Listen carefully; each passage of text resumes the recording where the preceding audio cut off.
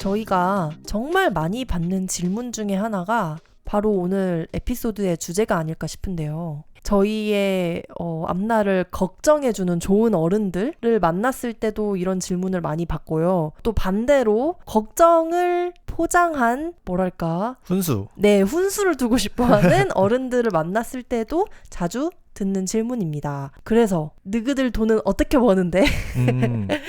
이 질문이죠. 돈벌이에 대한 이야기를 오늘 한번 나눠보려고 합니다. 사실 평소에 그래서 너희 먹고 살 수 있냐 이런 질문을 받으면은 어디에서부터 답을 해야 할지 좀 답이 안 나오기는 해요. 짧게 답하기가 워낙 어려운 질문이라고 해야 하나?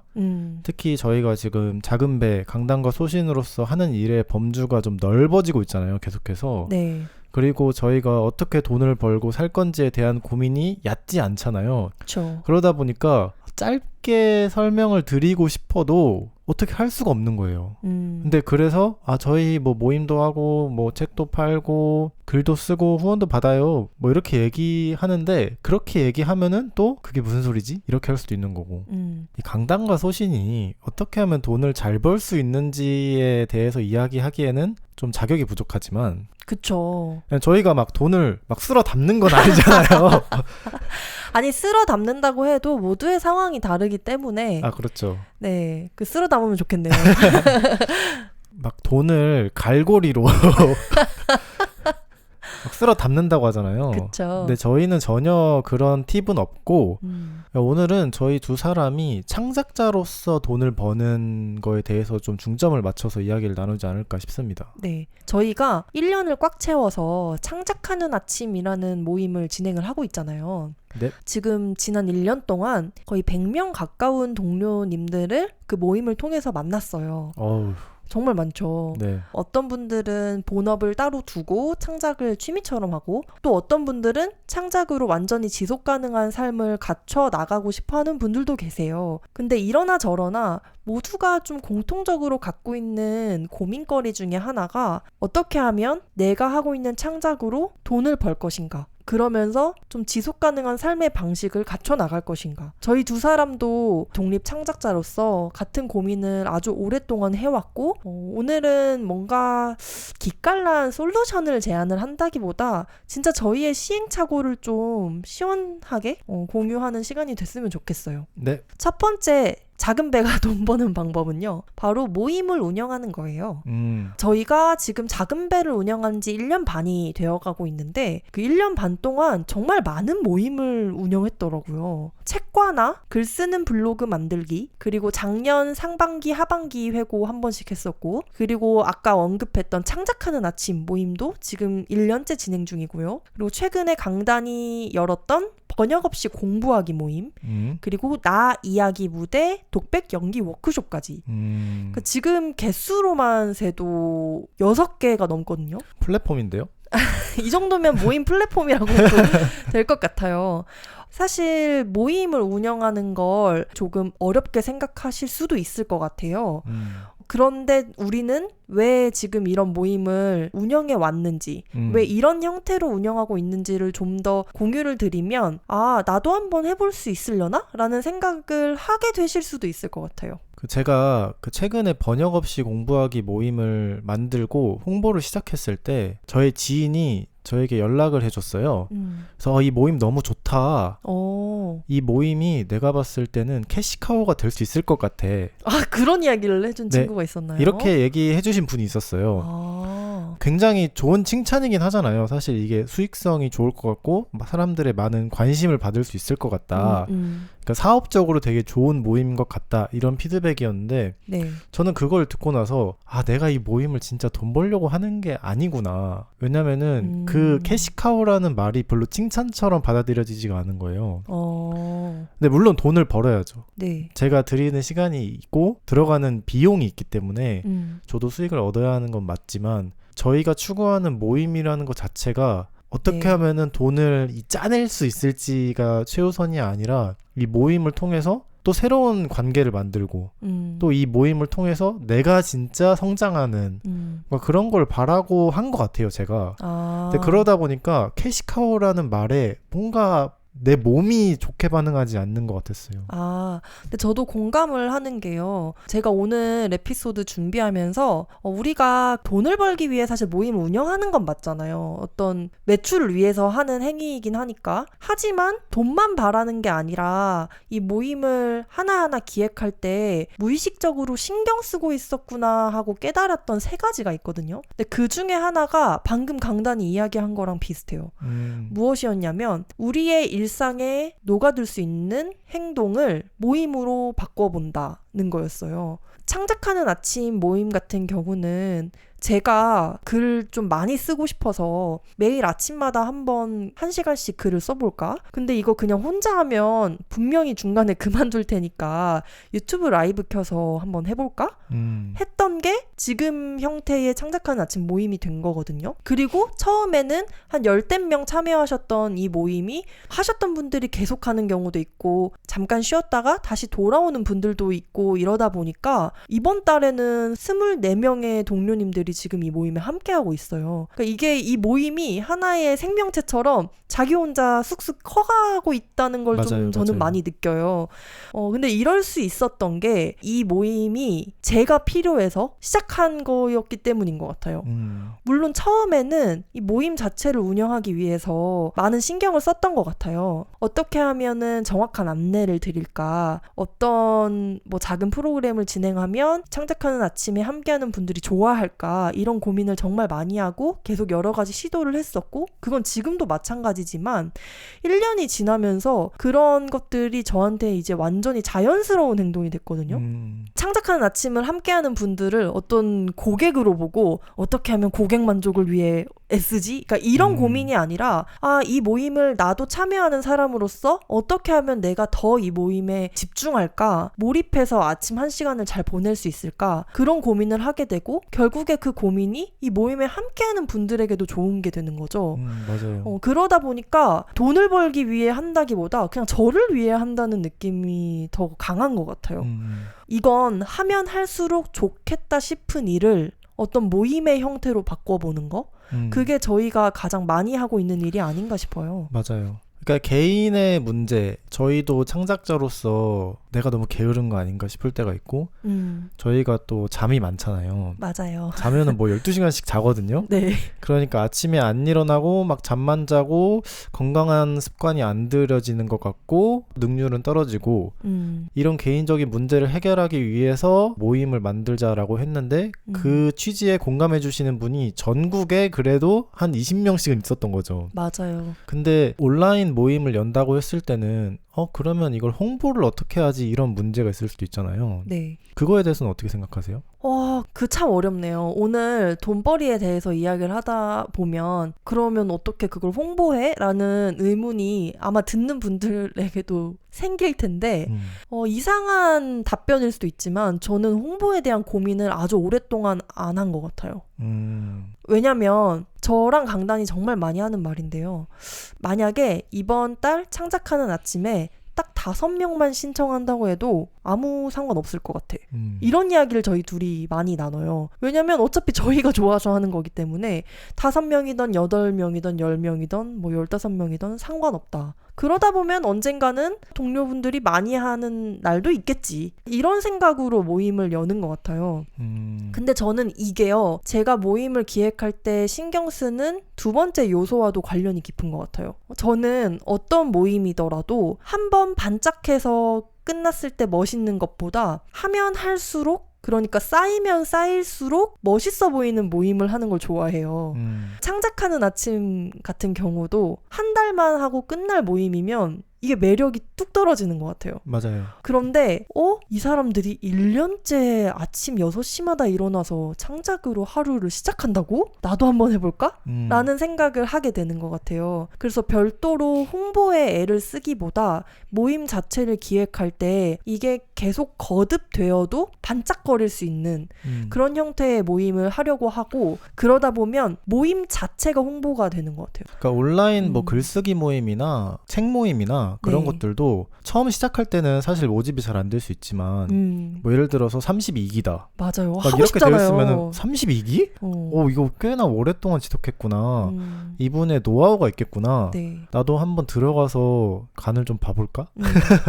이런 생각 들죠. 맞아요. 네. 번역 없이 공부하기 모임 같은 경우도 지금까지는 한 번 진행을 했잖아요. 근데 그걸 기획을 할 때 제가 강력하게 이야기했던 게, 이건 일기야. 그리고 일기의 주제가 일인 거야. 왜냐면 그때 모임이 일에 대한 아티클들을 같이 나누는 그런 형태로 진행이 됐잖아요. 그걸 먼저 내세우고 2기가 있을 거고 2기엔 새로운 주제로 할 거라는 걸 먼저 정하고 이 모임을 시작하자. 맞아요. 그런 이야기를 많이 나눴어요. 그럴 수 있었던 것도 이 모임을 지속하면 할수록 강단 자신에게 좋기 때문이 아닐까요? 네, 좋은 것도 있고, 그리고 아무도 안 시켜도 제가 이미 취미로 하고 있는 취미 활동을 사람들을 모집해서 같이 맞아요. 하는 거고, 저한테는 그냥 놀이였던 거죠. 물론 부담감을 느끼고 책임감이 있었지만. 네. 제가 아까 아마 저희 얘기 들어보시면 나도 모임 열어볼 수 있겠다 생각하게 될걸요? 라고 했었잖아요. 근데 그 이유가 이거예요. 어떤 모임을 운영한다고 하면 내가 대단한 위치여야 될 것 같고 알려줄 수 있어야 될 것 같고 그런 생각을 당연하게 하는 것 같아요. 왜냐면 보통 모임 여시는 분들이 진짜 대단한 분들이 많이 하시잖아요. 그렇죠. 어떤 전문가라거나 이미 인정을 받았다거나. 근데 저는 그럴 필요가 꼭 있나? 아무도 안 시켜도 내가 어차피 하고 있는 일이라면 사람들이랑 함께하는 형태로 그걸 좀 기획해볼 수도 있지 않을까? 그런 생각을 하게 됩니다. 저희가 지금까지 하고 있는 모든 모임들이 저희 두 사람도 진행자이자 참여자였어요. 그리고 모임을 열 때 중요한 게 또 가격 책정이잖아요. 맞아요. 그래서 얼마를 받을지가 좀 중요한 포인트인 것 같기는 한데 항상 고민인 것 같아요. 처음에 모임을 기획할 때는 진짜 말도 안 되게 싸게 하고 싶다는 생각이 들거든요. 근데 이 모임이 조금 더 구체적이 되고 내가 글을 쓰면 쓸수록 이 모임 너무 좋은데? 그래도 조금 돈을 받아야 내가 열심히 하지 않을까? 또 이런 생각이 계속 충돌하는 거예요. 그리고 온라인 모임에 큰 돈을 투자하는 게 사실 쉬운 일이 아니잖아요. 그렇죠. 뭐 저만 해도 진짜 주저될 일이긴 한데 그것도 어떻게 생각하세요? 가장 쉽게 세워볼 수 있는 기준은 나라면 이 모임에 이 정도의 돈을 지불할까? 이거였는데 어느 순간 이 질문은 말이 안 된다는 걸 깨닫게 됐어요. 객관적일 수가 없는 거죠. 내가 기획한 모임에 내가 얼마까지 지불할 수 있을지를 스스로 판단해 본다는 건. 그래서 사실 지금은 간편하게 생각을 하고 있는데요. 이게 온라인 모임이든 아니면 오프라인 모임이든 회차별로 적어도 3만 원은 받자. 그냥 이렇게 간단하게 생각을 하고 있는 것 같아요. 왜냐면 저희가 일회성의 모임도 간혹 열지만 대부분의 모임이 적으면 4번, 많으면 10번까지도 만났었잖아요. 네. 근데 처음에는 아무리 10번을 만난다고 해도 가격이 30만 원을 넘어가면 너무 부담스럽게 여기지 않을까? 그러니까 그런 노파심이 있었는데요. 근데 지금은 그런 생각을 안 하려고 하는 것 같아요. 만약 남들이 내가 만든 모임을 인정해주길 원하면, 내 창작 활동의 가치를 인정해주기 원한다면 나도 이 모임의 가치를 봐줘야 된다. 나도 정당한 대가를 요구할 수 있어야 한다 쪽으로 조금 생각을 많이 하게 된 것 같아요. 저도 그런 것 같아요. 오히려 가격이 너무 싸다. 한 달에 5,000원입니다. 이렇게 하면은 진지해 보이기가 어려운 것 같아요. 가격이 주는 첫인상이 있잖아요. 네. 어떤 물건을 보든 가격부터 보는 사람이 많잖아요. 맞아요. 근데 그 첫인상을 어떻게 주느냐가 중요한데 딱 좋은 포인트가 이 정도면은 합리적이네 정도 느낌이 들면 좋지 않을까. 근데 그런 감각은 사실 혼자 내려서는 좀 정하기 어려운 것 같고 주변 사람들한테 많이 물어보는 게 중요한 것 같아요. 맞아요. 그래서 저희가 모임 할 때마다 주변 친구들한테 이 모임 12만 원이면 할 것 같아요? 막 이렇게 물어보잖아요. 맞아요. 설문조사를 합니다. 그리고 가격이라는 게 낮으면 낮을수록 좋은 것도 아닌 것 같은 게요. 저희가 기획한 모임이 예쁜 옷이라고 생각을 해보는 거예요. 그래서 저렴해서 그냥 단숨에 그냥 사야지 하고 사는 것도 물론 좋겠지만은 조금 제 예산에 빠듯한 거죠. 그러니까 예를 들어 제 예산이 10만 원이면 그 옷이 12만 원, 13만 원인 거예요. 그럼 좀 고민을 하게 되잖아요. 이게 진짜 나한테 필요한 옷인가? 내가 지금 이 옷을 사면 잘 입을까? 다양한 고민을 하게 되는데 그 고민의 결과로 이 옷을 사면 저는 더 이 옷을 잘 입는다고 생각해요. 그래서 어느 정도 어려운 가격이어야 진짜 이 모임에 참여하고 싶은 사람, 열심히 하실 수 있는 분들이 참여한다고 생각하고 저희가 기획하는 모든 모임이 참여하는 분들 사이의 시너지가 진짜 중요한 형태거든요. 맞아요. 그러니까 10명이 참여했는데 끝날 때쯤에 5명이 사라져버리고 어디로 갔는지 없어져버리고 5명만 하고 있으면 조금 섭섭한 느낌이 드는 그런 모임들이에요. 그러다 보니 좀 참여하시는 분들이 처음부터 좀 각오를 잘 하고 오셨으면 좋겠다고 제가 기대를 하는 것 같아요. 맞아요. 그거를 가격으로 보여주고 싶은 것 같고요. 그래서 모임을 매력적으로 만들 수 있는 방법이 그냥 일반적으로 말하자면은 모든 사람을 만족시키려고 하면 재미가 없어지는 것 같아요. 오히려 나 말고 누가 관심 있을까? 맞아요. 이런 궁금증이 들 때 있잖아요. 영어로 그냥 회화 공부하는 거는 많은 사람들이 좋아할 것 같은데 영어로 비교적 어려운 글을 읽고 또 글까지 쓰게 하는 그런 모임? 사람들이 너무 어렵다고 느끼지 않을까? 막 이런 걱정을 했는데 오히려 모집이 되는 거를 보고 참여하시는 분들이 다 너무 열심히 참여하시는 걸 보고 역시 모임을 모집할 때는 이 자석이 아니라 필터라고 생각하고 모집을 해야 하는구나 라고 생각했어요. 그 필터로서 작용했던 또 저희가 예전에 했던 모임 중에 하나가 책과 나인 것 같은데요. 모임 이름인 책과 나 여기서 느낄 수 있는 것처럼 모여가지고 핸드폰 반납하고 전자기기 절대 쓸 수 없는 환경에서 책만 읽는 시간을 갖는 모임이었어요. 대화도 일절 없고요. 저희와의 소통도 일절 없고요. 뭐 한 가지 특이한 점이라고는 책을 읽을 수 있는 최적의 환경을 제공하기 위해서 저희가 점심쯤이 되면 스프와 직접 구운 빵을 가져다 드립니다. 급식처럼 이렇게 가져다 드리면 그거 먹으면서 또 계속 책을 읽는 거죠. 그러니까 시작 시간과 끝 시간을 정해놓고 그 사이에 원할 때 아무 때나 와서 조용히 책만 읽다 가는 그런 모임이었는데 이거 누가 올까? 그냥 집에서 책 읽는 거랑 뭐가 다르다고 생각할까? 라고 저희는 생각을 했지만 너무 열어보고 싶었어요. 왜냐면 이런 모임이 있으면 저는 갈 것 같았거든요. 맞아요. 근데 실제로 이 모임도 아마 거의 8회차까지 진행을 했었는데 매번 사람들이 왔습니다. 맞아요. 그리고 책과 나에 오셨던 분이 또 나 이야기 무대에 참여해 주시고 책과 나에 오셨던 분이 창작하는 아침과 같은 모임에 참여해 주시고 맞아요. 하나의 모임에 만족하신 분이 또 다른 모임에 참여하는 일이 정말 많은 것 같아요. 맞습니다. 그래서 이것도 이 모임 간의 시너지가 있다.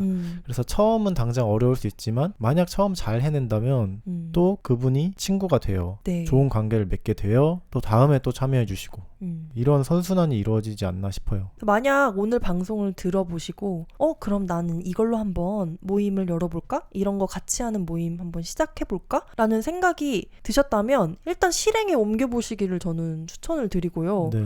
첫 번째 모임에 사람들이 우르르 몰려와서 대박이 날 거라는 생각은 안 하시는 게 좋을 것 같아요. 하지만 처음에는 일정이 안 맞아서 못하겠네 하고 아쉬워하던 분이 두 번째, 세 번째 모임에 오실 수도 있는 거고 첫 번째 오셨던 분이 만족해서 계속 이어나가실 수도 있는 거잖아요. 네. 그렇게 조금씩 모객이 되는 게 아닌가. 맞아요. 완전 처음에는 또 지인들 그리고 저희가 항상 강소파 친구들이라고 하잖아요. 네. 이걸 듣고 계시면 저희도 지인이기 때문에 네. 저희에게 연락을 주셔도 됩니다. 맞아요. 저 이번에 이런 모임 기획해봤는데 혹시 관심 있나요? 이렇게 저희한테 연락 주셔도 너무 좋아요. 그리고 이제 두 번째, 작은 배가 돈 버는 방법은요. 후원자 모집입니다. 저희가 작년 8월, 2024년 8월부터 작은배 웹사이트 작은배닷컴에 후원 기능을 도입을 했어요.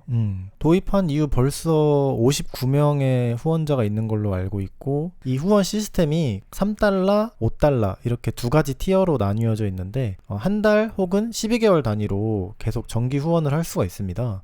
이 시스템을 어떻게 구축을 해야 할까도 사실 고민이 많았는데 가장 쉬운 방법은 크리에이터 후원을 돕는 플랫폼을 사용하는 거예요. 근데 플랫폼 같은 경우는 일단 수수료를 떼가는 문제가 있기도 하고, 그리고 이런 크리에이터 플랫폼 회사들이 자주 망합니다. 그래서 좀 불안한 감이 있기는 해요. 저희는 최대한 직접 하자 항상 이런 철학을 가지고 있기 때문에 작은배닷컴 구축을 위해서 쓰고 있는 오픈소스 소프트웨어가 고스트라는 게 있어요. 그 고스트에는 멤버십을 운영할 수 있게 해주는 게 있거든요. 그러다 보니까 수수료를 적게 내는 형태로 가지고 가고 있어요. 하나 아쉬운 점은 원이 아니라 달러로 후원을 받을 수밖에 없다는 점이 아쉽기는 한데, 그것만 빼고 봤을 때는 진입 장벽이 좀 낮게 느껴지지 않을까.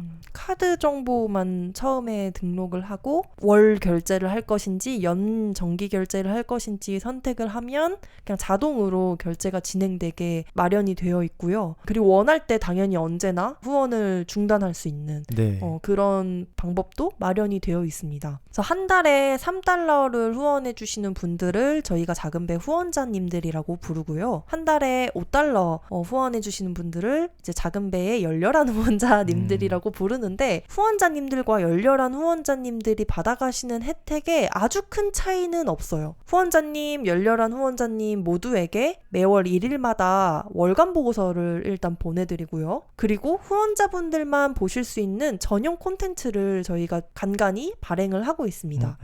그리고 앞서 말씀드렸던 모든 모임을 10% 이상 무조건 후원자님들께는 할인을 해드려요. 이게 공통적인 혜택이고, 추가로 열렬한 후원자님들께는 이름과 URL을 받아서 작은배가 발행하는 모든 콘텐츠 하단에 목록을 올려드리고 있습니다. 그래서 지금 듣고 계신 방송도 상세 설명란으로 가시면 지금 작은배를 후원하고 계신 모든 열렬한 후원자분들의 이름을 쭉 보실 수 있고, 그분들이 뭐 운영하는 가게나 개인 블로그로 이동해서 구경도 하실 수 있습니다. 근데 이 후원 기능 같은 경우는 진짜 어려운 문제기는 한 게, 제가 개인 블로그 강민석닷컴에 글을 굉장히 많이 올리는 편이긴 하잖아요. 네. 혹시 몰라서 그 커피 한 잔 사주세요 이런 페이지 있잖아요. 그거 만들어서 링크를 달아놓은 지 꽤 됐거든요. 네. 단 한 명도 후원하시지 않더라고요. 한 명도요? 근데 이걸로 저는 상처를 받지는 않았어요. 왜냐면 큰 기대를 안 하고 제가 해드리고 싶네요. 그리고 대놓고 막 드러내지 않고 더보기란 같은 데에다가 후원 좀 해주세요 옛날에는 이렇게 써놨는데, 그것도 좀 부끄러워가지고 잘 모르게 그냥 해놨어요. 아니 그러니까 안 하죠. 네, 그러니까 안 하는 걸 수도 있는데, 그래도 많이 해주시지 않더라. 그러니까 개인으로서 온라인에서 후원을 받는다는 게 정말 어려운 일인 것 같아요. 맞아요. 왜냐면 공짜 콘텐츠가 사실 너무 많잖아요. 뭐 유튜브 사실상 다 공짜고, 근데 내 콘텐츠가 뭐가 다르냐, 돈을 낼 만큼 뭐가 다르냐라고 했을 땐 좀 어려운 거죠. 근데 저희는 작은배로서 2명이 뭉쳐서 시너지를 내는 것도 있고, 작은배가 글만 쓰는 게 아니라 모임도 하고 막 책도 내고 이러잖아요. 다양한 활동을 하기 때문에 후원할 만한 가치가 더 생기는 것 같기는 해요. 근데 개인으로서 그걸 이뤄내기에는 진짜 어려운 문제인 것 같아요. 맞아요. 왜냐면 유튜브에도 후원하기 기능이 있긴 하잖아요. 근데 구독자가 막 10만 명이 넘어도 그 멤버가 정말 많이 없는 경우가 많더라고요.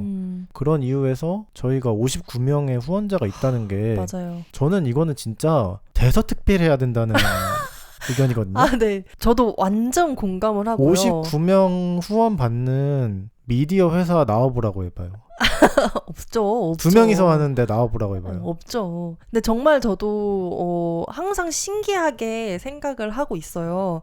저희가 처음에 후원 기능을 도입을 하고 첫 월간 보고서를 후원자님들께 보내드릴 때 그 썼던 편지를 제가 봤는데요. 거길 보니까 후원자가 당시에 18명이 계셨더라고요. 그래서 18분의 후원자님들께 이 편지를 보내드립니다. 와, 18명이라니 우리가 다 같이 모여서 김밥만 한 줄씩 사 먹어도 5만 원이 넘네요. 하하, 이런 이야기를 편지에 적었었는데요. 그때 그 18분이 사실 대부분 다 저희의 진짜 친구들이었어요. 맞아요. 친구 혹은 가족들. 그래서 그때는 와, 이게 너무 염치가 없나? 그 후원이라는 말로 사실 친구들의 돈을 받고 있는 건 아닐까라는 생각도 했던 것 같아요. 그런데 어느 순간 후원자가 생기면 저희에게 알림 메일이 오는데요. 이제 모르는 분들의 이름이 뜨는 거죠. 모르는 분인데 우리를 후원해줬네? 그러니까 이런 경우가 점점 늘어나고 지금은 사실 절반 이상이 저희가 아예 모르는 분들. 처음에 저는 모르는 분의 이름이 나오면은 믿을 수가 없는 거예요. 믿기지가 않아요. 내가 이 사람 아는 거 아니야? 내가 까먹은 거 아니야? 진짜 깜짝 놀랐어요. 예전에 강단이 글을 읽고 저한테 해줬던 이야기가 있는데요. 모든 작은 회사와 작은 브랜드의 첫 고객은 가족이다. 맞아요. 네. 가족에게 파는 것을 부끄러워하면 안 된다. 이런 이야기를 했었어요. 근데 그 이야기를 듣고 나니까 그렇지. 만약 내가 만들고 있는 컨텐츠 혹은 제품으로 내 가족조차 설득하지 못한다면 어떻게 다른 사람들을 설득할 수 있겠어? 라는 생각을 처음 하게 됐던 것 같아요. 오히려 후원 기능을 저희가 열었는데 친구들조차 후원을 안 해? 그럼 이거 진짜 문제인 거잖아요. 이건 좀 다른 이야기일 수 있는데 내가 후원을 받고 싶으면 나도 후원을 해야 한다. 이게 맞는 것 같아요. 덕을 쌓아야 한다고 하잖아요. 네. 내가 좋은 걸 발견했을 때 좋은 뜻을 가지고 창작을 하는 사람이 있을 때 그 사람을 후원을 해야 내가 떳떳하게 더 후원을 요청할 수 있다고 생각하거든요. 뭔가 카르마. 그렇죠. 카르마가 있어요. 알 수 없는 법칙이 있습니다. 후원을 받기 시작하면서 다른 분들이 뭔가 멋있는 일을 할 때 더 후원해주고 싶다는 마음이 생기게 된 건 맞는 것 같아요. 저야말로 유료 콘텐츠에 좀 박한 사람이었거든요. 넷플릭스 정도 아니면은 돈을 내면서 콘텐츠를 구독한다? 구입한다? 뭐 책이 아니고서야 그런 경우가 거의 없었는데요. 저희가 후원 기능을 도입을 했을 때 저희가 막 홍보를 적극적으로 한 게 아닌데도 아름아름 아시고 후원자로 이름을 올려주시는 걸 보면서 너무너무 감사해가지고 앞으로 이렇게 멋있는 일을 하는 사람들을 보면 나도 후원해야겠다. 나도 더 많이 찾아가서 티켓도 사고 굿즈도 사고 그래야겠다 라는 생각을 많이 했던 것 같습니다. 저는 또 후원 이야기를 하다 보니까 떠오른 생각이 창작자로서 돈을 번다고 했을 때 가장 먼저 떠오르는 게 광고고 그 두 번째가 후원이라고 생각하거든요. 왜냐하면 광고를 받아야 돈을 벌 수 있다고 생각할 수도 있는 것 같아요. 특히 컨텐츠를 만드는 창작자는 더더욱 그런 것 같습니다. 그러니까 사실 저도 강소팟을 시작했을 때 강소팟으로 광고를 받아야 지속 가능할 수도 있겠다고 생각한 적도 있었어요. 근데 조금씩 후원자가 느는 걸 보면서 후원 모델로 해도 충분하겠구나라는 생각이 들었거든요. 저희는 2명이서 일하잖아요. 그러다 보니까 광고주를 찾고 그분이 요청하는 바에 맞춰서 광고를 만들고 그걸 어떻게 풀어낼까라는 고민 자체도 저희에게는 큰 부담이어서 정말 가능하면은 광고 대신 후원 모델을 적용하고 싶었던 것도 있는 것 같아요. 제가 오늘 돈 벌기 위해 우리가 지금은 하지 않는 것도 좀 생각을 해봤는데 그중 대표적인 게 광고였긴 해요. 저희가 컨텐츠를 만들 때 가장 중요하게 생각하는 것 중 하나가 주체성인 것 같거든요. 진짜 우리가 하고 싶은 말을 하는 거, 우리가 요즘 정말 관심 있어 하는 이야기를 컨텐츠로 풀어내는 거, 그걸 정말 중요하게 생각을 해요. 오늘만 해도 녹음 시작할 때 강단이 이런 얘기를 했어요. 강소팟 성공적인 녹음의 비결은 우리 둘이 즐겁게 녹음하는 거야. 근데 그게 진짜거든요. 저희 둘이 진심으로 맞아요. 말을 안 하면 나중에 다 편집된 걸 들었을 때 재미가 없어요. 제가 들어도. 제가 편집 담당자잖아요. 목소리에서 얘네들 이번에 좀 많이 처졌구나. 느껴져요? 느껴져요, 확. 그러다 보니까 편집하면서도 고통스러워요. 그날에 뭔가 기분이 안 좋은 걸 수도 있고 다툼이 있는 걸 수도 있고 뭐가 됐든 문제가 있으면 안 된다. 우리 둘이 진짜 이야기를 하고 싶어서 의무감이 아니라. 요즘에는 광고도 들어왔다고 다 하는 게 아니라 컨텐츠를 만드는 분이 진짜 뭐 사용해봤던 거 아니면 사용해보고 싶었던 거 그런 걸 선별해서 다루는 경우도 많지만 저희는 사실 그럴 수 있는 깜냥이 아니잖아요. 저희는 만약에 그렇죠. 그러니까 정말 광고를 우리에게 준다고 하면 감사합니다 하고 해야 하는 정도이기 때문에 광고를 도입해서 돈을 벌겠다라는 마음은 우리가 원하는 말을 할 수 없는 상황을 감당하겠다라는 것과 좀 같은 의미였던 것 같아요. 우리가 만약에 조금 더 채널로서 성장을 하고 광고주 분들과 대등하게 소통할 수 있는 날이 온다면 물론 해볼 수 있겠죠. 근데 지금으로선 아닌 것 같아요. 맞아요. 지금은 일단 연락이 광고주분들한테 오지 않고요. 저희가 적극적으로 저희 이것도 할 수 있습니다. 저희 막 이렇게 해서 한번 해볼게요. 부탁을 드려야 하는 입장이에요. 네. 그러다 보니까 광고로 우리가 돈을 벌겠다라고 하는 순간 고민거리가 너무 많아지는 맞아요. 느낌이에요. 나를 살짝 내려놔야 할 수도 있어요. 네. 그래서 저희가 하는 모임이나 만든 책이나 이런 걸 저희가 셀프 광고를 하잖아요. 그게 제일 마음 편해요. 네. 그리고 또 후원에 대해서 몇 가지 더 이야기하고 싶은 게 있었는데요. 저희가 처음 후원 기능을 도입을 할 때 정말 고민을 많이 했던 게 이걸 멤버십이라고 부를까? 아니면 후원이라고 부를까?의 문제였어요. 그런데 결국에는 멤버십이 아니라 후원이라는 말을 선택을 했는데요. 뭐 그게 그거 아닌가? 라고 생각하실 수도 있는데 저는 멤버십이라고 하면 그 뉘앙스가 너가 우리의 멤버십에 가입하면 내가 이런 혜택을 계속 지속적으로 줄게. 할인 혜택도 계속 주지만 컨텐츠도 정기적으로 보내주고 근데 후원이라는 거는 당신이 정말 우리를 계속 지켜봐주고 싶고 우리가 잘 됐으면 하는 마음으로 관대하고 후해서 우리에게 경제적으로 조금 도움을 주는 저는 그런 느낌이 있다고 생각하거든요. 근데 저는 멤버십을 만들어서 우리를 그럴싸한 브랜드로 좀 보여주고 정기적으로 어떤 컨텐츠를 제공하겠다는 약속을 하고 싶지 않았어요. 저희가 작은 배 직전에 식당을 운영했잖아요. 근데 식당을 그만두게 된 가장 중요한 이유 중에 하나가 영업시간을 지켜야 한다는 강박 때문이었거든요. 저는 식당 운영할 때 정말 많이 꿨던 악몽이 아침에 늦잠 자서 빵을 못 굽거나 야채를 못 다듬어서 정시에 식당을 못 여는 악몽을 정말 많이 꿨어요. 저도 그거 많이 꿨습니다. 네. 저는 항상 손님들이 그날따라 더 많이 온 거예요. 문을 못 열었는데. 네. 그래서 앞에서 제가 계속 90도 인사 죄송합니다를 하는 꿈을 꾼 적이 있어요. 근데 그게 저는 너무 힘들었어요. 자유롭게 살고 싶어서 회사를 그만뒀는데 아마 그때 제가 체력적으로 지쳐 있었기 때문에 더 그런 스트레스가 있었겠죠. 근데 저한테는 멤버를 모집해서 멤버십을 제공하는 게 영업시간을 약속하는 거랑 좀 비슷하게 느껴졌어요. 만약에 내가 언젠가 좋은 컨텐츠를 만들 수 없는 컨디션이 되는 날이 오면 좀 충분하게 쉬면서 하던 일도 멈추고 저는 그러고 싶었거든요. 식당을 그만둘 때 그런 생각을 많이 했는데요. 근데 만약 내가 멤버십을 판매를 하면 이러나 저러나 무조건 약속한 컨텐츠는 발행을 해야 되잖아요. 그렇죠. 그게 제 발목에 족쇄를 씌우는 느낌처럼 저는 좀 느껴졌던 것 같아요. 그러니까 멤버십이라고 하면은 일단 서비스를 구독하는 느낌이 들죠. 네. 그러니까 네. 사람과 엮이는 게 아니라 근데 작은 배는 강수파 친구들이 다 알겠지만 강남과 소시인을 그냥 내세우는 저희가 전부인 저희 두 사람이 전부인 그런 네, 회사입니다. 그렇기 때문에 네.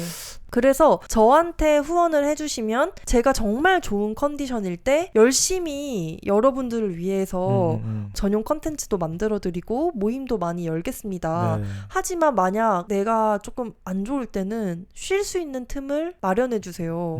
제가 만약 한 달을 쉬면서 아무 일도 하지 못하는 때가 오더라도 여러분이 후원을 해주시면 저는 생존할 수 있을 겁니다. 그러니까 저는 이런 관계를 맺고 싶었어요. 어떻게 내가 하고 있는 창작으로 돈을 벌지? 라는 고민을 하고 있는 하지만 정말 많은 창작을 하고 있는 분들을 만날 때마다 꼭 한 번씩 말씀드리는 게 만약에 당장 어떤 제품을 만들기 부담스러우시면 후원자를 모집해보는 건 어떠세요? 라는 이야기를 이제 많이 하게 된 것 같아요. 명확한 뭔가를 제공하지 못하면서 후원자 후원자를 모집한다는 게 염치 없나? 라고 생각하실 수도 있지만 저는 처음 후원 기능을 열었을 때 깨달은 게요. 아, 내가 지금까지 뭘 팔지도 않으면서 돈을 어떻게 벌지 고민하고 있었구나 라는 생각을 정말 많이 했거든요. 그러니까 후원 기능을 열자마자 18분이나 되는 후원자가 모집되는 걸 보면서 어쩌면 나를 지금까지 지켜봐 주신 분들은 나를 진짜 응원하는 마음으로 뭐라도 해주고 싶었는데 내가 그럴 여지를 전혀 주지 않았던 걸 수도 있겠다 라는 생각을 했어요. 맞아요. 아직 준비가 되지 않았다. 이런 생각이 들었던 것 같기도 하고 어떻게 창작으로 먹고 살지라는 고민을 하고 있을 정도라면 평소에 창작력이 정말 많다는 뜻일 거고 그런 분들이라면 저는 절대 준비가 되지 않은 상태는 아닐 거라고 생각을 해요. 물론 내가 하는 창작은 언제 봐도 스스로 좀 부족해 보이고 아쉬워 보이고 그럴 수 있지만 분명 어딘가에는 여러분의 창작을 좋아하고 더 보고 싶어하는 분들이 있을 거고 그분들께 후원할 기회를 주세요. 저는 그랬으면 좋겠고 그리고 후원자가 생기면 오히려 더 열심히 창작하게 됩니다.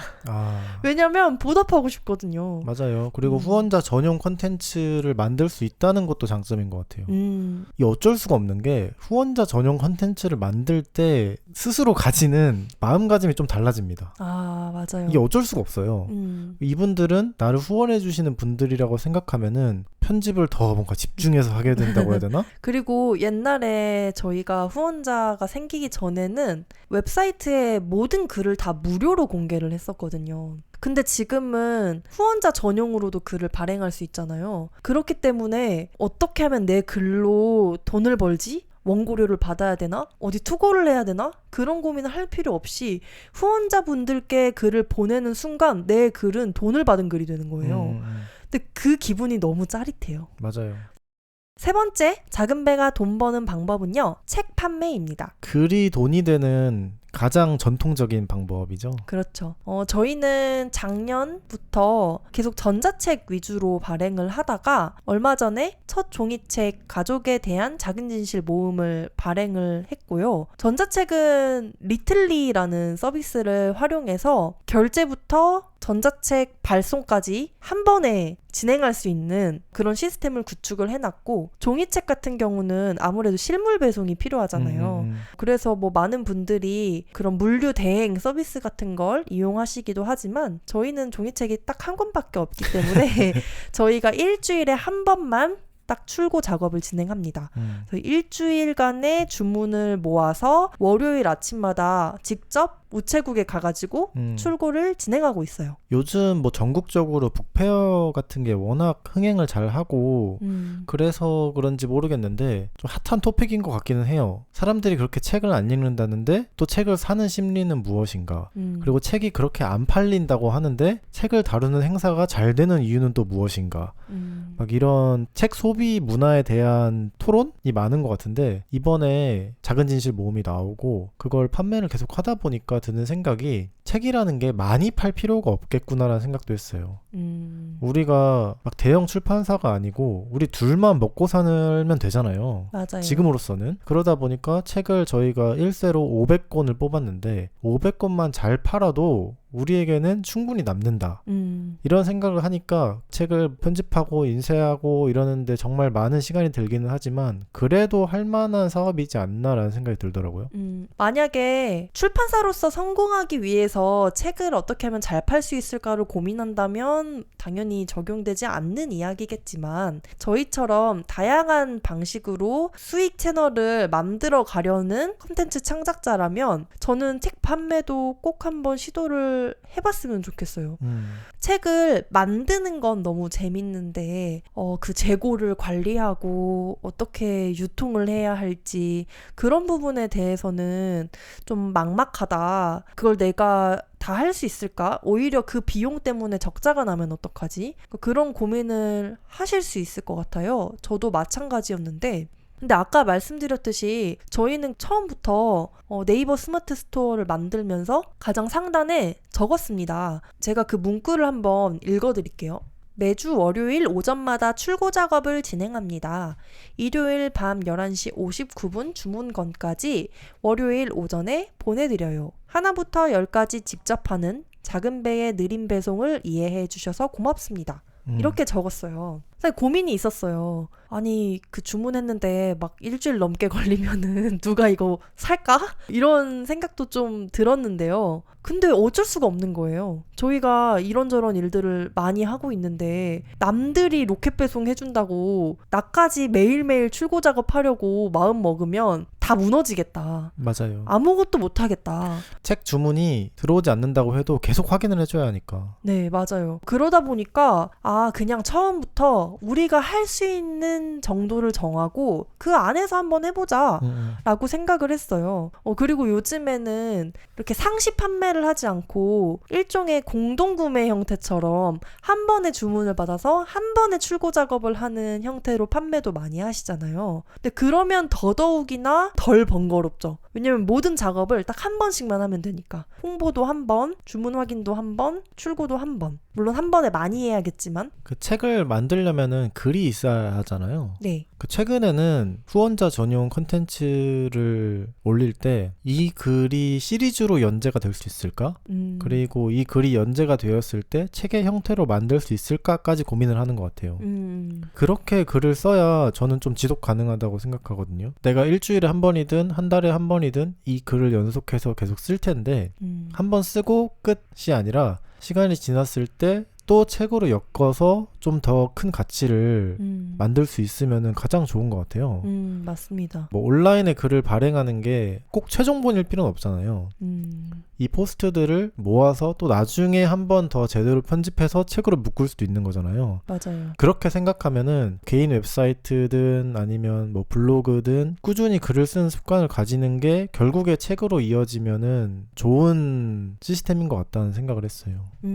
그리고 종이책도 그렇지만 사실 저는 전자책이야말로 누구나 시도해볼 수 있는 돈 버는 방법이 아닐까 싶은데요. 저희가 작은 배를 시작을 하고 첫 전자책을 내는 데까지 시간이 꽤 오래 걸렸어요. 근데 그때를 좀 회상해보자면 저는 조금 스스로 겉멋이 들어있었던 것 같아요.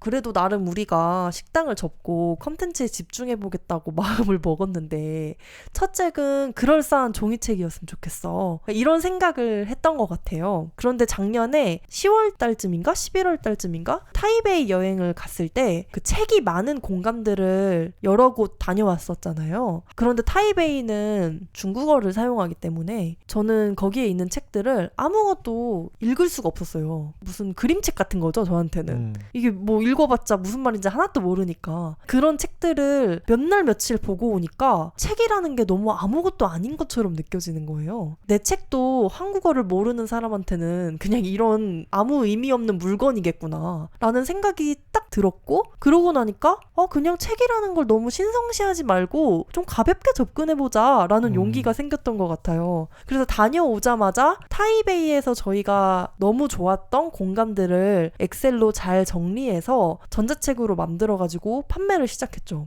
그게 아주 간단한 자료이기 때문에 가격이 4,000원 밖에 안 합니다. 그리고 아까 언급했던 리틀리라는 서비스를 활용해서 저희가 판매를 하고 있기 때문에 완전히 자동화가 되어 있어요. 그냥 결제하시면 그분의 메일과 카카오톡으로 파일이 바로 날아갑니다. 물론 이게 막 불티나게 팔려가지고 저희가 떼돈을 번 건 아니지만 타이베이는 1년 365일 누구나 가는 사람이 있잖아요. 그래서 검색을 하시다가 저희의 자료를 발견하기도 하는 것 같고, 아니면 전에 작은 배가 이런 자료를 냈던 것 같은데 하고 보셨던 기억을 떠올리면서 들어와서 구입을 하시는 분들도 있는 것 같아요. 그래서 지속적으로 판매가 되고 있거든요. 이런 식으로 시간이 흘러도 가치가 크게 떨어지지 않는 자료 같은 거, 하지만 나만 할 수 있었던 어떤 고유한 경험 같은 것들은 간단하게 묶어서 한번 바로 판매를 시작해보는 것도 너무 좋을 것 같아요. 맞아요. 뭐 여행을 위한 식당 추천 이런 정보 같은 경우는 검색하면 사실 엄청 많이 나오잖아요. 네. 근데 정보가 정말 너무 많다 보니까 이 홍수다 보니까 그 안에서 진주를 찾기가 또 어렵단 말이죠. 네. 그래서 오히려 내가 뭐 예를 들어 3,000원, 4,000원이면은 이 돈을 내고 시간은 한 6시간 아낄 수 있으면은 사겠다 라고 생각하는 사람이 또 있는 거죠. 맞아요. 그래서 이런 정보는 검색만 하면 찾아볼 수 있는 거 아니야? GPT한테 물어보면 알려주는 거 아니야? 라고 할 수 있지만 유료로 또 만들다 보면은 분명히 또 그 사람만의 취향이 들어가고 GPT가 절대 찾을 수 없는 공간들을 알려줄 수 있을 거라고 생각합니다. 맞아요. 꼭 여행지에 대한 정보가 아니더라도 만약 그림을 그리시는 분이라면 그림을 그릴 때 쓰는 도구를 소개할 수도 있고요. 저는 그림을 안 그려서 그런지 모르겠지만 창침 모임에서 그림 그리는 분들이 쓰는 도구가 항상 너무 신기하거든요. 만약 내가 그래픽 디자이너다. 그러면 디자이너로서 내가 많이 참고하는 웹사이트 목록을 정리해서 자료로 만들어 볼 수도 있죠. 저는 진짜 무궁무진한 것 같아요. 어떤 목록 형태로 만들 수 있는 전자책은 정말 한계가 없는 것 같습니다. 그리고 마지막 작은 배가 돈 버는 방법 4번째는요. 인터뷰, 강연, 외부 모임 진행입니다. 강수팟도 발행하고 글도 쓰고 책도 발행하고 이것저것 하다 보면은 가끔씩 연락이 오죠. 네. 기회가 갑자기 굴러 들어옵니다. 맞아요. 제가 이거를 우리가 돈 버는 방법으로 써도 되나? 별로 많이 안 한 것 같은데? 라는 생각에 지난 1년 반 동안 몇 번의 외부 협업을 했는지를 세봤는데요. 제가 센 것만 7번이었어요. 오. 그 중에 단가가 500만 원이 넘는 굵직한 협업도 있었고 10만 원 정도 되는 인터뷰 진행 건도 있었어요. 그러니까 진짜 다양해요. 한 번은 청소년 친구들을 대상으로 진 만들기 워크숍을 진행한 적도 있고요.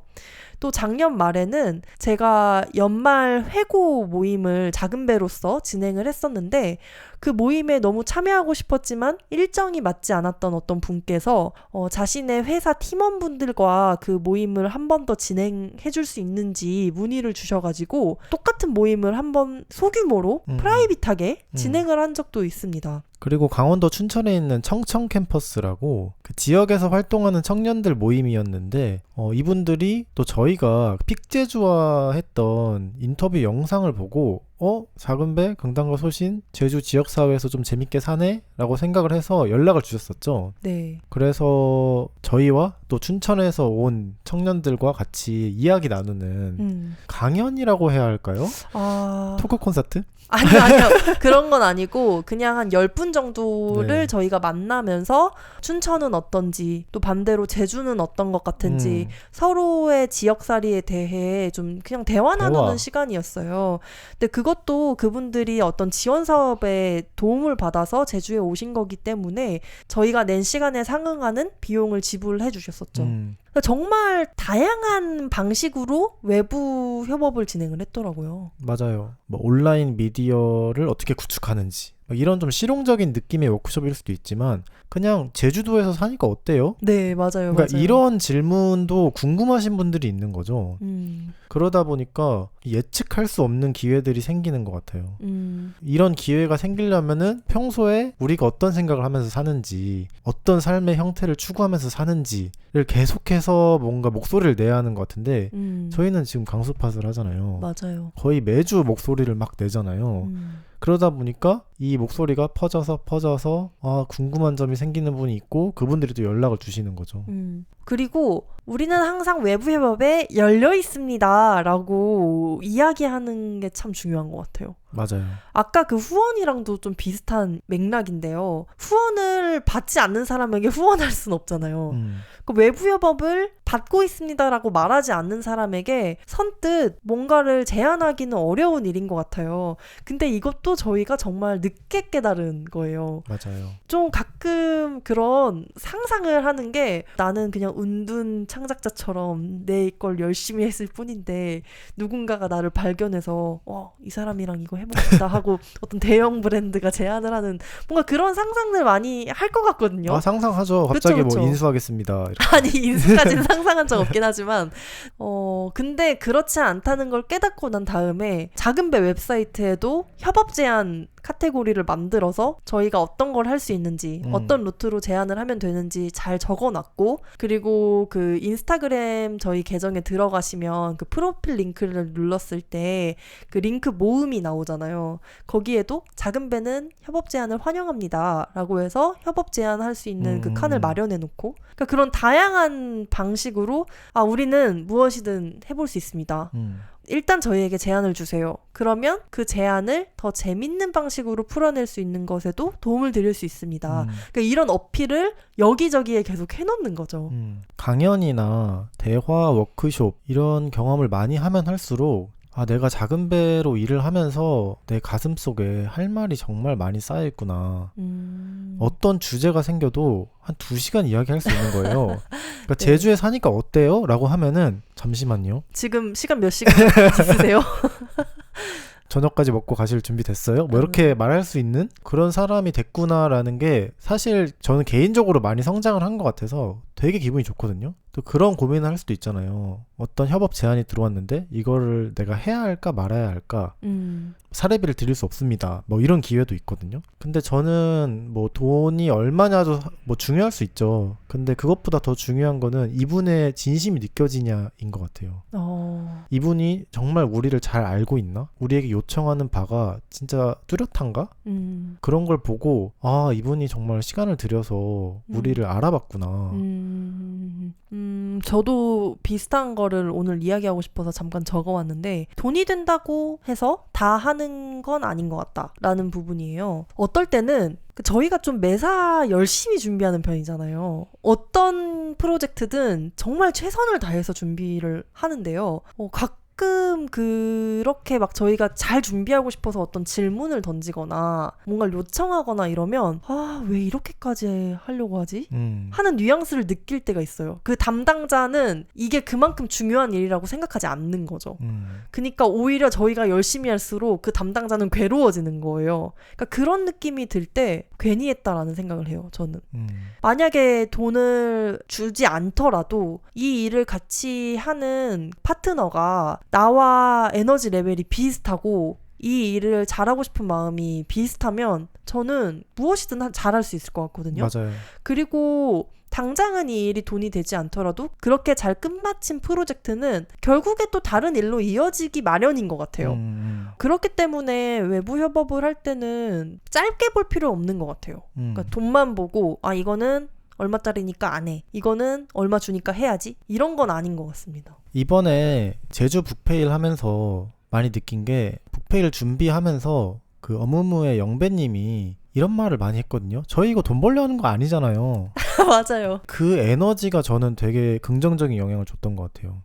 이 행사 자체가 관심을 최대한 끌어모아서 돈을 기똥차게 짜내보자 막 이런 취지가 아예 없었고 사람들이 다들 그냥 신나서 내가 맡은 바를 최선을 다해서 한번 해보자라는 마음이 컸기 때문에 오히려 더 이 행사가 많은 분들이 봤을 때 더 재밌고 좀 상쾌했던 것 같거든요. 저는 그런 경험을 계속 하고 싶은 것 같아요. 그러니까 뭔가 외부 협업으로 돈을 벌지 않겠다 이런 게 아니라 외부 협업을 하다 보면 돈을 기준으로 선택을 하게 되는 경우가 많은 것 같아요. 왜냐면 내 일이 아니니까.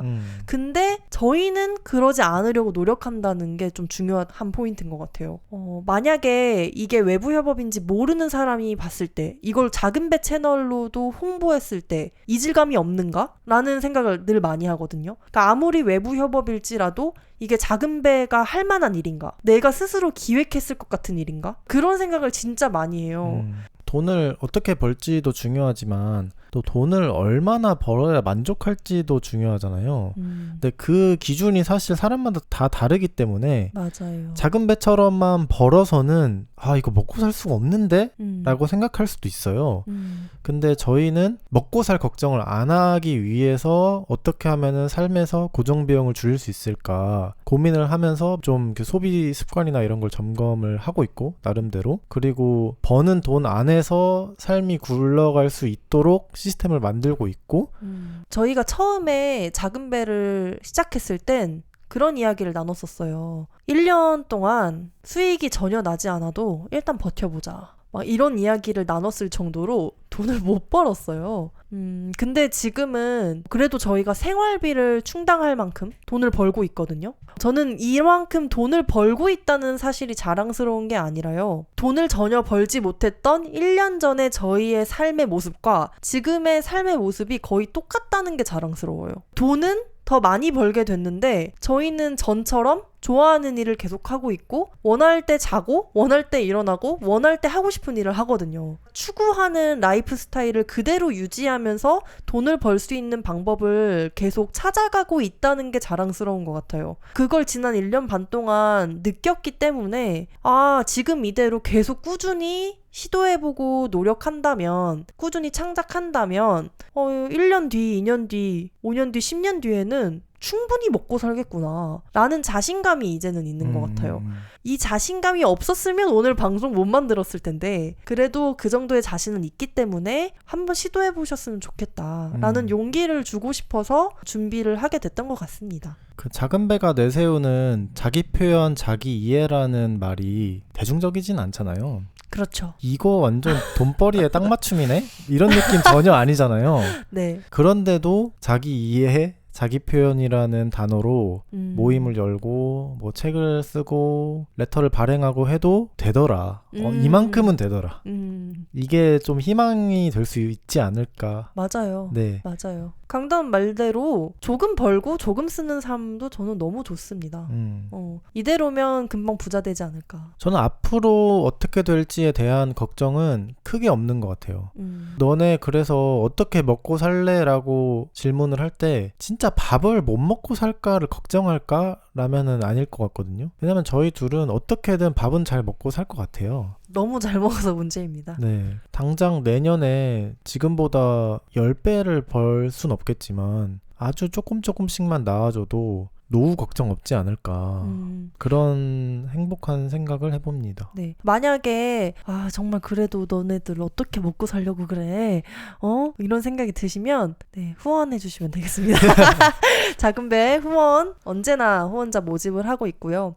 저희가 막 등 따시고 배부르게 돈을 벌지는 않지만 작가님들과 책을 만들 때 원고료를 정당하게 지불할 수 있고 그리고 다른 창작자분들과 협업해서 워크숍을 열면 워크숍 진행 비용을 또 정당하게 드릴 수 있고 그러니까 그 정도 버는 것도 너무 자랑스러워요. 저희가 뭔가를 할 때 다른 창작자분들께도 돈을 드릴 수 있다는 게 맞아요. 얼마나 대단한 일입니까? 저희가 돈을 많이 벌고 싶은 욕심이 있다면 BMW 사고 싶어서는 진짜 아니고요. 네, 모닝 좋아합니다, 저. 저희가 생각하는 좋은 사회, 개인 창작자분들이 더 많아지고 조금 더 자기 표현, 자기 이해를 더 잘할 수 있는 환경이 만들어지고 그리고 저희가 가능하면은 앞장서서 많은 분들을 도울 수 있는 좀 그런 삶을 살고 싶어서 돈을 많이 벌고 싶다고 하면은 믿어주실까요? 아마 강소파 듣는 친구분들은 믿어주실 것 같습니다. 강소팟은 59명의 작은배 후원자와 함께 운영되고 있습니다. 작은배 후원에 대한 자세한 내용은 작은배.com jagunbae.com에서 확인할 수 있습니다. 감사합니다. 최근에 강소파 썸네일이 바뀌었죠? 많은 분들이 알아봐 주시더라고요. 달라 보일 수밖에 없죠. 원래는 제가 그렸던 강단소신의 얼굴이었는데 이번에는 또 제가 직접 만든 강단소신 지점토 인형으로 얼굴이 없었죠 원래? 얼굴은 있었는데 눈, 코, 입이 없었습니다. 네, 근데 이번에는 3D로 한번 만들어 봤고요. 제가 옛날부터 사실 이 썸네일이 좀 마음에 안 들었어요. 작은배 디자이너 소신이 이번에 썸네일을 바꾸고 엄청 만족해 하더라고요. 네, 너무 마음에 듭니다. 그래서 너무 마음에 든 나머지 이 강땅과 소신 지점토 인형으로 짧은 스톱 모션 광고 영상을 만들었는데요. 그냥 만든 건 아니고요. 그 서귀포에 위치한 단편 영화관 쇼트롱 시네마 사장님께서 그 영화 상영 전 대기 영상으로 강소팟 광고를 틀어주고 싶다고 하셔가지고 열심히 한번 만들어 봤습니다. 이 광고 영상이 또 많은 분들이 귀엽다고 해주시더라고요. 네, 지금 난리 대난리입니다. AI 시대에 지점토로 만들어서 스톱모션으로 만드는 사람은 물론 있겠지만 많이 없을 수 있죠. 그쵸. 아, 그리고 제가 최근에 예전에 창작에 대해서 이야기했던 강소팟 에피소드를 다시 들었거든요. 근데 그때 제가 지점토 인형으로 스톱모션 영상을 만들고 싶다고 얘기를 했었더라고요. 그거를 지금 이제 와서 현실로 구현을 해냈다는 그 뿌듯함도 있습니다. 이번엔 30초지만 다음에는 30분짜리로 한번 아유. 단편 영화로 만들어 주셔도 네, 좋을 것 같아요. 3년 정도 걸릴 것 같습니다. 작은 배 친구들이 남겨준 댓글을 한번 읽어보겠습니다. 첫 번째로 굿장님이 유튜브 가장 최근 에피소드 52화 제주도심 여행 이렇게 해보세요 편에 남겨주신 댓글입니다. 운전하면서 듣느라 소개해주신 장소 메모를 못했네요. 다음에 제주도 가게 되면 다시 들으면서 추천 장소 메모도 하고 꼭 들러보겠습니다. 이렇게 남겨주셨어요. 오늘 벌써 인스타그램 스토리로 올려주신 분이 있었죠? 그 정성 듬뿍 제주국을 가셨더라고요. 맞아요. 지금 녹음하는 날이 5월 2일이고 내일부터 황금 연휴가 이어지잖아요. 지금 제주도에 정말 많이 오신 것 같거든요.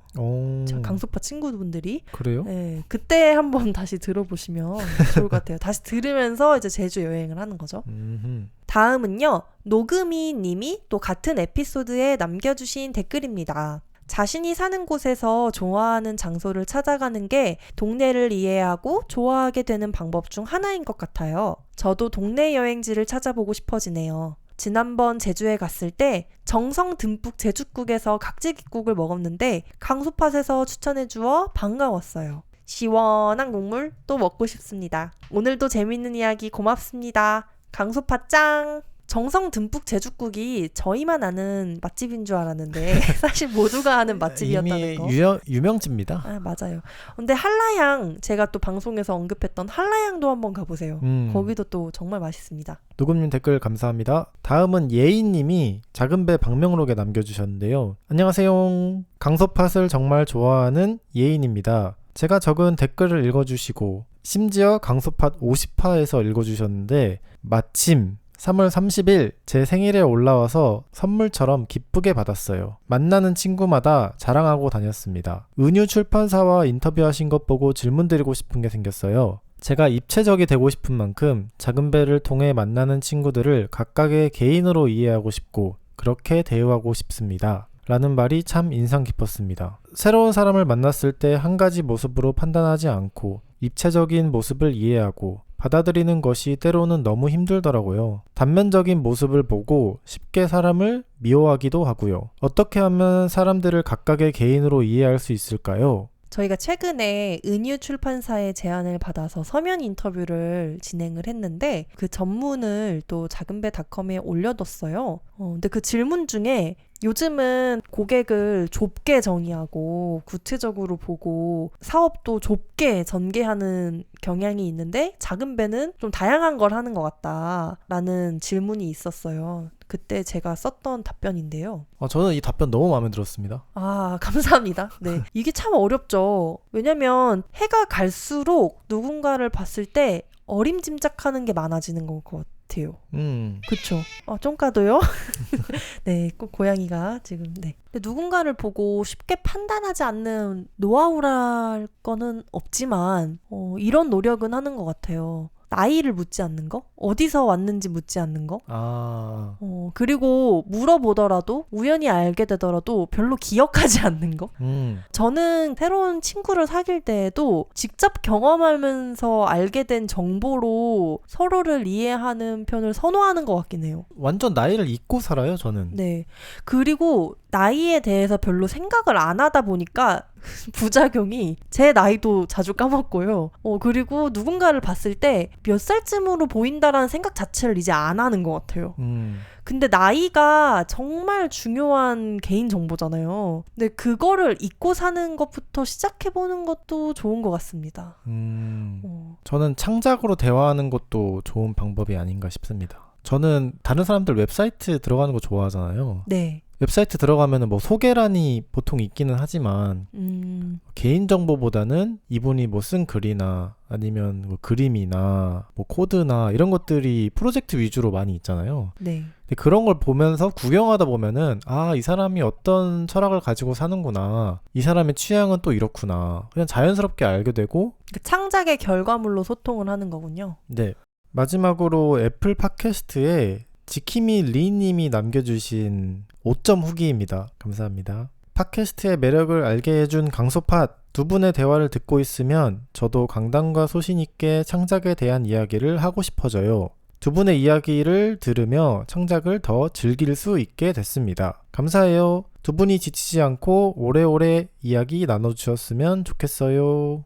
지칠 때는 몇 주 쉬어가면서 오래오래 한번 강소팟 갖고 나가보도록 하겠습니다. 지키미님 걱정해주셔서 감사합니다. 지치지 않고 잘 해보겠습니다. 오늘은 작은 배가 돈 버는 방법에 대하여 짠내나는 대화를 나눴습니다. 저희는 다음 주 일요일에 다시 인사드리도록 하겠습니다. 여러분의 일과 삶에 강단과 소신을 빕니다. 감사합니다. 감사합니다.